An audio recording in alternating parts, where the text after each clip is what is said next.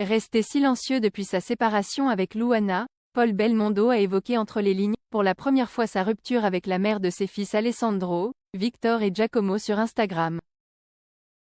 En légende d'un cliché où il apparaît dans un avion, l'ancien pilote automobile écrit « Un peu de repos avant un mois de juillet chargé, je serai de retour le 14-07 sur l'antenne de @eurosport.fr pour le @fiawek-official et la reprise de PAPASSS et la @FIAFormulaE avant d'ajouter, faisant écho aux confidences récentes de son ex à Paris Match dans lesquelles elle indiquait qu'il l'avait potentiellement trompée à Antigua avec une blonde française.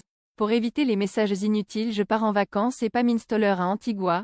J'ai jamais eu l'intention de m'installer là-bas, je vous souhaite un bon dimanche. Des mots qui ont le mérite d'être clairs. Il y a quelques jours, Luana a accordé une interview à Paris Match où elle annonçait avoir eu des doutes sur la fidélité de son ex lorsque des amis l'ont appelé alors qu'il se trouvait à Antigua, où le couple possède une maison.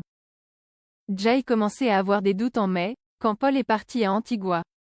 Deux amis m'ont appelé et étaient un peu embêtés de m'annoncer qu'ils l'avaient croisé avec une femme blonde et française.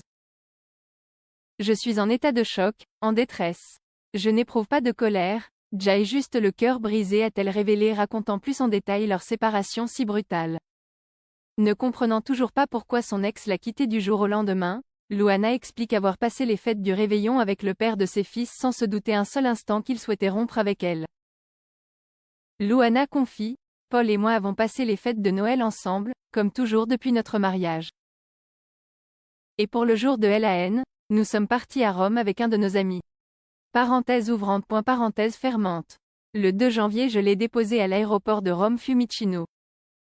Il m'a embrassé sur les lèvres, il m'a dit je t'aimais et, comme toujours depuis toutes ces années, je lui ai demandé de m'appeler dès qu'il serait à la maison pour m'assurer qu'il était bien arrivé.